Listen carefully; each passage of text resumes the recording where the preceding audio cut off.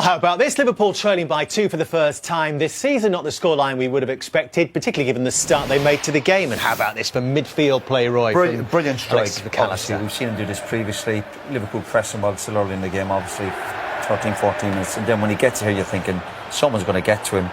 But he's strong, he's aggressive, powerful. And the end product, my goodness, what a beautiful, clean strike. And this technique is not easy when you're running with the ball at that pace.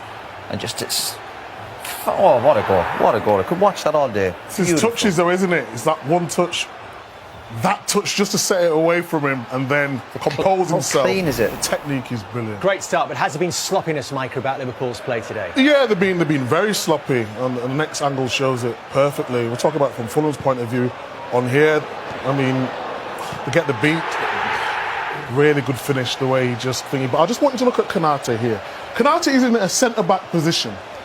And he's so worried about Jones, he's turned all the way, the wrong way as well. And as he run it on... You mean he's worried about Jones doing his job from right back? He's trying to say, get in, but then it leaves him flustered. So he's out of position. If he adjusts his position properly, he could head the first one out. I don't know what he's doing. He started the game so sloppily for Liverpool. And that was a bad goal to concede. As is this one, with Robertson in possession there. Yeah, well, I mean, we've seen Robertson play them across field balls many times in his career, but that is a sloppy one. And the header's sloppy, and then it takes a little nick off him again. This is not what you're seeing with Liverpool. Normally, they're so good defensively, but it's almost just like a pre-season game for them. Everyone's so calm and composed, and then just playing like they're not playing for the league. I don't understand what's going on. So many errors in them 2 goals there. And it's a good Iwobi's fourth shot of the half. The most he's had in a game this season is 5. He's enjoying himself. You can see that confidence is flooding through these Fulham players now. And talk us through this exquisite skill. Set piece, you know, Liverpool stepping out far too casually, and you can just see him and he just has a little shoulder on Van Dijk. The touch is exquisite. The second touch is even better. You watch it here when he brings it in. Iwobi, probably one of the best assists he'll ever get. But look at this little touch, and the second touch here with his knee brings it down, and then the clean finish. He catches it really clean through Kelleher's legs. But we don't see strikers bumping Van Dijk like this. There's nothing wrong with that, and people expect Van Dijk. He's immortal. What about the touch, he gobbles everything up. The touch is so clean, isn't it? And he was looking for a free kick at the end of it. Van Dijk, listen, be strong, aggressive. Liverpool are going to play like... They're a mid-table team. They're waiting for the end of the season. Even the body language of some of the players there for the last goal, they're still walking out from the goal. They're not even smelling or sensing danger. Liverpool defensively, my goodness, how bad. 3-1, I can tell you, Matisse Tell has just scored the penalty, so Spurs look like they've beaten Southampton. They think it's all over, and it looks like it is now for the Saints. This is how it leaves us standing at the top, though. Liverpool still with an 11-point advantage over Arsenal, who will rue letting Everton take a point in that game yesterday. That might have made it very tasty, but still there is comfort in an 11-point lead. 10 points now needed. Oh, it's still 11 points, isn't it? Needed to be crowned champions. Right at the bottom, so in a matter of seconds, Southampton will be confirmed as dropping down to the Championship. Spurs climbing to 13th position, and as you saw previously, Fulham climbing still with a shout of European football. Fulham themselves next season. Virgil, a missed opportunity to go 14 points clear at the top of the Premier League table today. Where did Liverpool fall short, would you say? Obviously a very poor first half in terms of the goals we conceded. I think it was so unnecessary in the end. And then obviously you're fighting a very tough battle, but a very, very poor first half as a collective. And like I said, then we try everything in the second half. But if you're you ship 3 goals in the first half, then it's a very difficult task. What would you put that poor first half down to? Did Fulham take you by surprise at all? No surprise at all. I think I've mentioned it before. It was always a tough place to come, and I think the intensity that they can bring, obviously they showed, and obviously it was a great goal from us to get 1-0 up. I think obviously then it's individual moments that decided and they can score, and obviously that's the disappointing part of today, a lot. Have a look at them. This after a really good start for Liverpool in the game, which Alexis McAllister got them up and flying, Micah. Yeah, it was brilliant. You know, Liverpool like to press and Fulham tried to play out. I mean, very strong there for Konate, and then it was about getting the second balls. But I just love the touch here from McAllister, the way he gets it across the midfield there, and then he strikes it so pure. I think you can see on this angle here with the touches, just gets it to the side of him so he could set up the shot, steadies himself, and it's a wonderful finish. But what about the response from Fulham, Izzy? Yeah, excellent response. I think we knew that they could cause problems in the wide area. They have all season. Sessegnon starts his run, running on the inside, allowing Pereira to exploit on the second phase, and then Sessegnon just reacts quickly. Micah highlighted at half-time brilliantly, you know, the positioning of Konate. Can he deal with it on that first attempt? But nonetheless, that finish from Sessegnon, wonderful. And it seemed to shake Liverpool.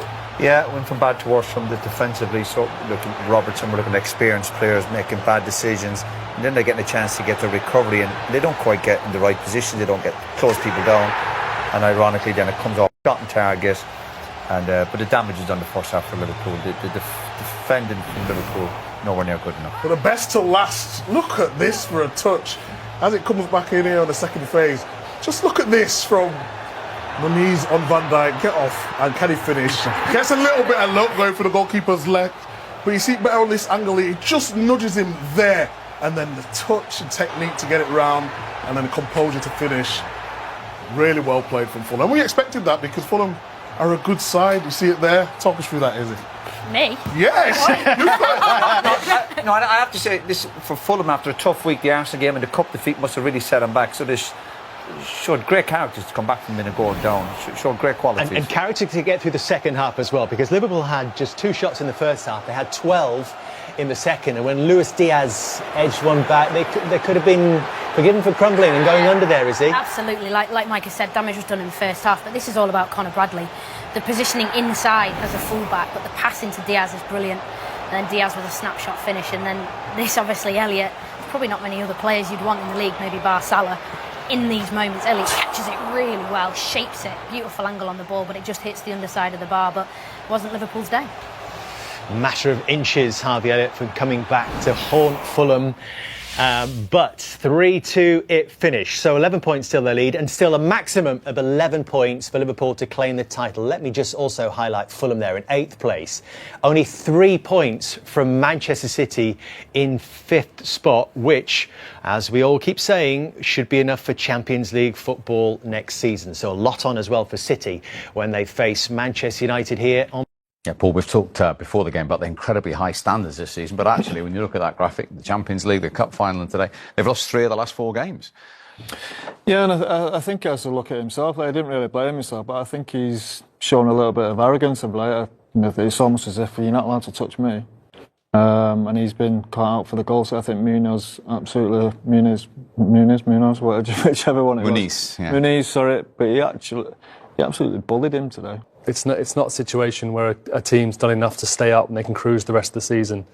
They've really got to set their standards high. We know, everybody knows that Liverpool are going to strengthen their squad.